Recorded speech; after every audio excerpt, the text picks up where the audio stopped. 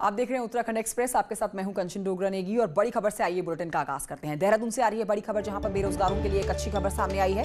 Health department में staff nurse के 1238 पदों के लिए विज्ञप्ति जारी हो गई है। 80% पद महिलाओं के लिए आरक्षित होंगे। साथ ही एग्जाम उत्तराखंड प्राविधिक शिक्षा परिषद कराएगा। नर्स के लिए 7 मार्च को लिखित परीक्षा होगी। मेरे साथ मेरे सहयोगी और जानकारी के साथ सुनील नप्रभात मौजूद हैं इस खबर पर। सुनील नप्रभात, ये अच्छी खबर है बेरोजगारों के लिए, तो ये बहुत ही अच्छी खबर है। हेल्थ डिपार्टमेंट में स्टाफ नर्स के 1238 पदों पर विज्ञप्ति जारी होगी। बिल्कुल कंचन, खासकर कोविड काल में भी जिस तरह से स्वास्थ्य सेवाओं को इससे एक बड़ी मदद मिलेगी कि 1238 पद जो लंबे समय से रिक्त चल रहे थे उन पे आखिरकार विज्ञप्ति जारी हो गई है। इसमें 80% जो पद है वो महिलाओं के लिए रिजर्व होंगे, यानी कि 1238 में से 990 पदों पर महिलाओं के लिए आरक्षित होंगे, तो 248 जो पुरुष अभ्यर्थी हैं उनको भी इसमें आवेदन करने का मौका मिलेगा। तो इसे एक बड़ी राहत माना जा रहा है स्वास्थ्य के क्षेत्र में भी, कोविड काल में भी, क्योंकि बड़ी संख्या में खासकर पहाड़ों में हम देखते हैं तो हॉस्पिटलिटी की सुविधाएं बेहद कम है। तो उसके मद्देनजर एक बड़ी सौगात बेरोजगारों के लिए भी है, स्थानीय लोगों के लिए भी है और स्वास्थ्य सुविधाओं के लिहाज से भी एक बेहतर कदम इसको माना जा सकता है। शुक्रिया आपका सुनील नप्रभात जानकारी के लिए। अब बढ़ते हैं आगे और बताते हैं आपको कृषि कानूनों को लेकर एक तरफ तो किसान आंदोलन कर रहे हैं, तो वहीं दूसरी तरफ आपको बताएं कि उत्तराखंड के कई किसान इस बिल के समर्थन में केंद्रीय कृषि मंत्री नरेंद्र सिंह तोमर से मुलाकात करने के लिए दिल्ली पहुंचे। मुलाकात हुई, साथ ही सरकार को बिल के लिए धन्यवाद भी दिया गया उत्तराखंड के किसानों के द्वारा।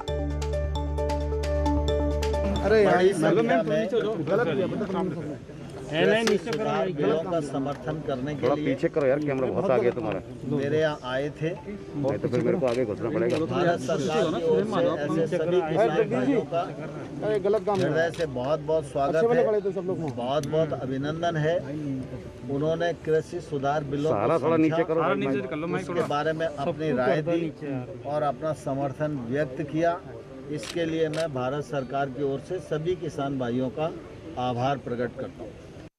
उनके लिए मंत्री जी को बधाई देने आए हैं और बाकी हमारा मेन विषय यहाँ आने का यही है कि जो किसान भाई हमारे बॉर्डरों पे बैठे हैं, घर छोड़ के बच्चों को बैठे हैं, उनकी समस्या का हल किया जाए, उनको समझाया जाए और उनकी समस्या का समाधान किया जाए।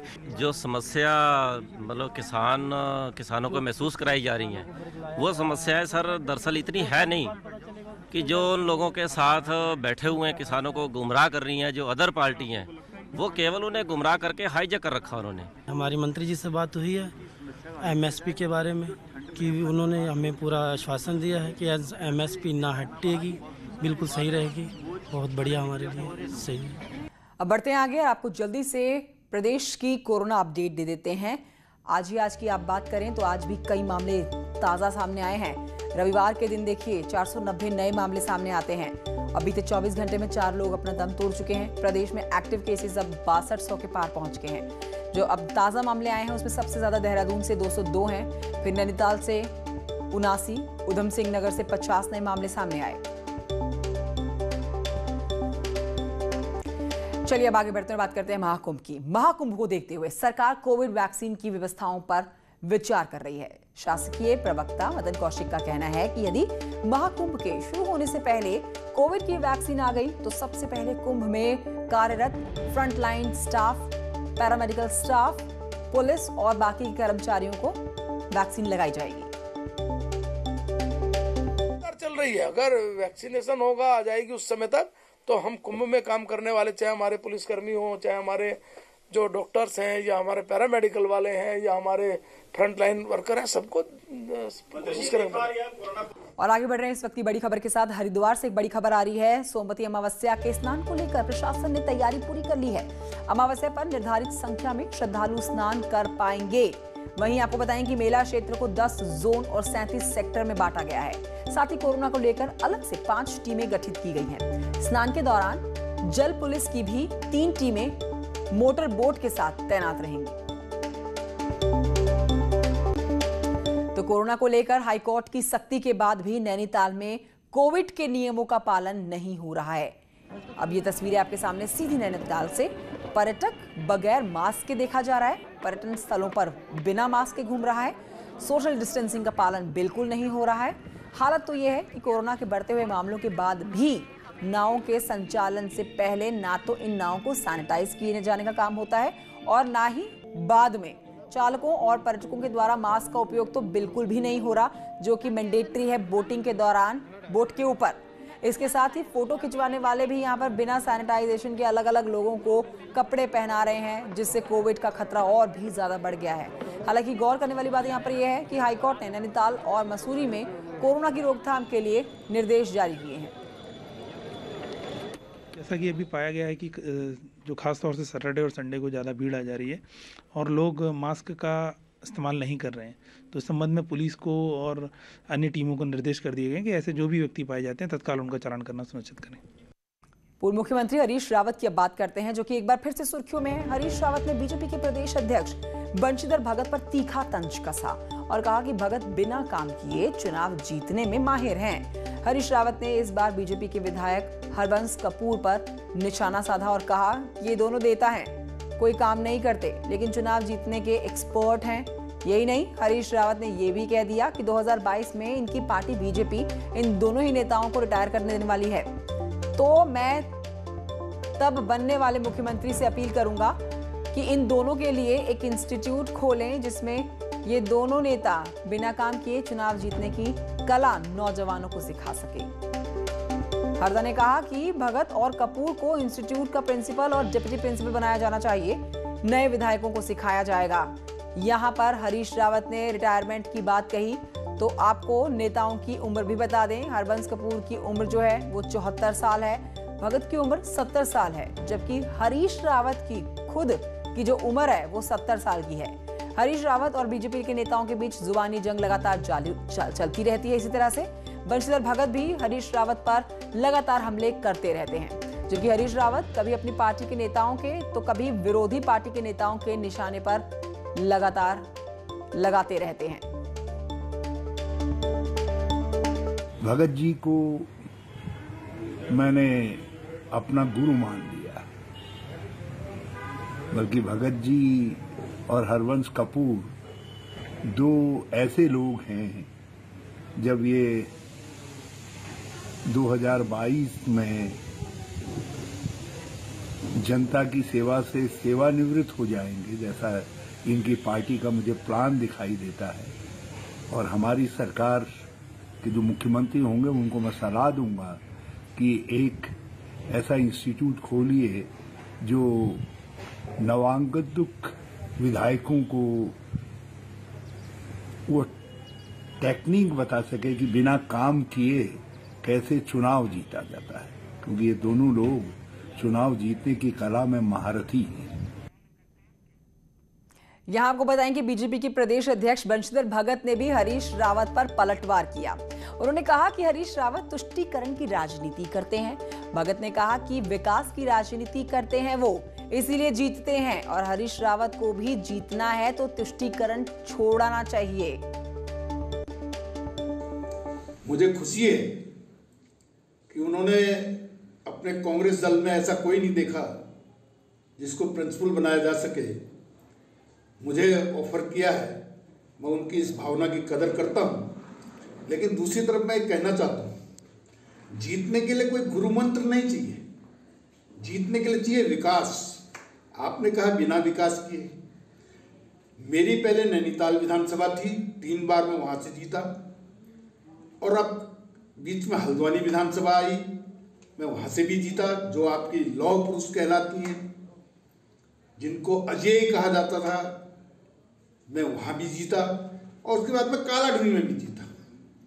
मैं इसलिए जीता कि मेरे क्षेत्र की जनता पढ़ी लिखी है, विद्वान है, वो देख समझ के वोट डालती है। कोई गुमराह करे, अंधेरे में रखकर वोट ले, तुष्टीकरण की राजनीति करे, इसके लिए वोट नहीं देती, काम पर वोट देती है, समझदार जनता है। वहीं बीजेपी के विधायक हरबंश कपूर ने भी हरीश रावत पर निशाना साधा। न्यूज़ 18 से बातचीत में उन्होंने कहा कि उन्हें अपने बयान पर पुनर्विचार करना चाहिए और ऐसे ही बयानों की वजह से कांग्रेस का ये बुरा हाल है। मैं तो सबसे पहले हरिरावत जी का बहुत आभार व्यक्त करता हूँ और उन्होंने मुझे याद किया है, न जाने चाहे जिस संदर्भ में भी किया है। मैं तो उनसे ये निवेदन करूंगा कि जो कुछ उन्होंने मेरे ऊपर आक्षेप किया है या कोई काम नहीं करते ये वो, मैं समझता हूँ कि ये दोबारा इसे पुनर्विचार करें और यही कारण है मेरे ख्याल से इनकी हार का भी और इनकी पार्टी की दुर्दशा का भी। साल 2021 को लेकर मुख्यमंत्री त्रिवेंद्र सिंह रावत के सामने चुनौतियां हैं, अब तक के कार्यकाल की उपलब्धियां भी हैं। आखिर सीएम की नजर में क्या है उनकी बड़ी उपलब्धियां, देखिए इस खास रिपोर्ट में।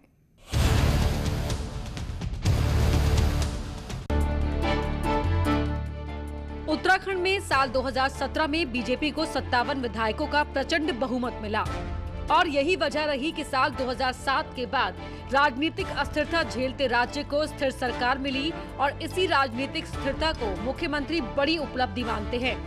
दुर्गम से हर कोई सुगम की ओर भागना चाहता था, तो ट्रांसफर एक्ट ला करके हमने उसको एक तरह से स्थिरता देने का काम किया है और न्याय देने का काम किया है उन कर्मचारियों को कि जो बेचारे पहुंच नहीं थी जिनकी। मुख्यमंत्री त्रिवेंद्र रावत की नजर में सरकार की दूसरी बड़ी उपलब्धि ट्रांसफर एक्ट रही और जरूरतमंद कर्मचारियों को सही पोस्टिंग मिली। वहीं प्रदेश को हड़तालों से निजात देकर कर्मचारियों के मसले को बात से सुलझाना भी मुख्यमंत्री उपलब्धि मानते हैं। ट्रांसफर एक्ट हो, राजनीतिक स्थिरता हो और हड़तालों पर जो मैंने शुरू में कहा था कि मैं इस राज्य को हड़ताली प्रदेश बनने से रोकूंगा, मैं कर्मचारियों से बातचीत करूंगा। भाई हड़ताल क्यों कर रहे हो, समाधान तो आखिर बातचीत से होना है।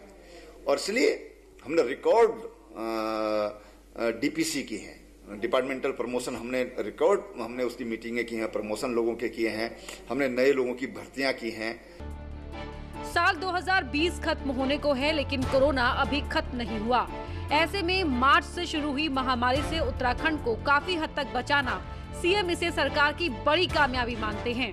कोविड काल में उत्तराखंड में हमने किसी को भी भूखे नहीं सोने दिया। हमने हर किसी के भोजन की चिंता करी, उनको राशन पहुंचाने का काम किया। जो हमारी माँ बहनें हैं उनके लिए हमने, जो आंगनबाड़ियों में जो हमारे हैं उनके लिए हमने बच्चों के लिए 2 दिन अंडा, 2 दिन दूध, 2 दिन फल, इन परिस्थितियों के बावजूद भी हमने उनके लिए ये व्यवस्थाएं की हैं। सत्ता में रहते हुए किसी भी सरकार के लिए जनता की उम्मीदें पूरी करना सबसे बड़ी चुनौती होता है। ऐसे में 57 विधायकों की सरकार चला रहे मुख्यमंत्री त्रिवेंद्र रावत के सामने जहां अगला साल चुनौतियों भरा है तो वहीं बीता कार्यकाल ठोस उपलब्धियों भरा। न्यूज़ 18 के लिए देहरादून से दीपांकर भट्ट की रिपोर्ट। अब खबर नैनीताल के शेरवुड स्कूल से जुड़ी हुई, जहां पर प्रिंसिपल की नियुक्ति को लेकर दूसरे दिन भी हंगामा जारी रहा है। आगरा डायस के नए प्रधानाचार्य ने हाईकोर्ट के आदेश के बाद आज फिर से स्कूल में जाने का प्रयास किया, लेकिन वहां लगे हुए ताले ना खुलने से वो आज भी स्कूल में प्रवेश नहीं कर सके। शेरवुड कॉलेज गेट से वापसी लौटकर उनको आना पड़ा। पदाधिकारियों ने पत्रकारों से बातचीत में साफ कर दिया है कि शेरवुड कॉलेज के नए प्रधानाचार्य पीटर इमैनुअल हैं और अमनदीप संधू जो कि बागी प्रधानाचार्य हैं, उन्होंने स्कूल पर कब्जा किया है। पत्रकारों से बातचीत के दौरान आगरा डाइस ने कहा है कि 2017 के बाद 30 से 35 करोड़ के बजट को बिना अध्यक्ष के ही अमनदीप संधू पास कर रहे हैं, जो कि गलत है। जो कार्य हम नहीं पूरा हो पाया है, हम फिर से कोर्ट जाएंगे और कोर्ट जाके उनको अपनी बात बताएंगे। इस तरीके से ये बात नहीं हो पाई है, आप इसमें हमारी मदद कीजिए, जो आपको सही दिखाई देता है उसमें वो मदद कर। मैं बिल्कुल ये लिखकर देने को तैयार हूं डायसिस ऑफ आगरा की तरफ से, किसी भी कर्मचारी को नहीं निकाला जाएगा, लेकिन सब्जेक्ट टू द कंडीशन। हमने कॉलेज चलाना शुरू किया, कोई भी संस्थान में किसी भी ऑर्गेनाइजेशन में कोई कर्मचारी कोई गड़बड़ी करेगा। एक छोटे से ब्रेक लिया, रुकना होगा, जल्द लौटेंगे।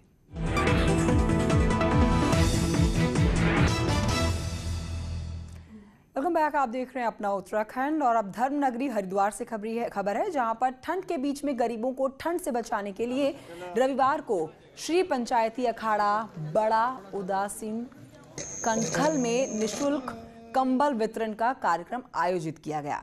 कार्यक्रम में बड़ी संख्या में पहुंचे गरीब और जरूरतमंद लोगों को कंबल बांटे गए।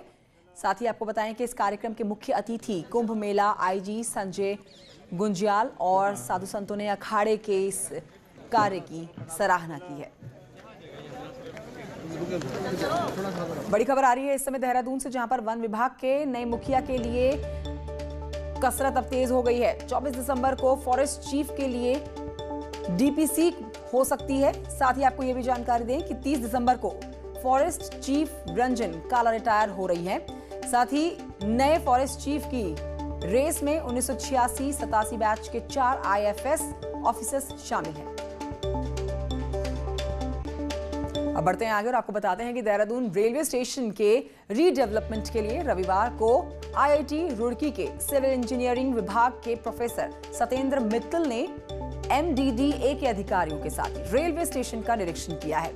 आईआईटी रुड़की ने सॉइल टेस्टिंग के लिए लोकेशन भी आइडेंटिफाई की है। सॉइल टेस्टिंग के बाद योजना पर तेजी से काम शुरू हो जाएगा। रेलवे स्टेशन के रीडेवलपमेंट के बाद रेलवे स्टेशन और आसपास के क्षेत्र को न केवल जाम से निजात मिलेगी, बल्कि रेलवे स्टेशन की फेस लॉफ्टिंग और क्षेत्र का सौंदर्यीकरण भी होगा।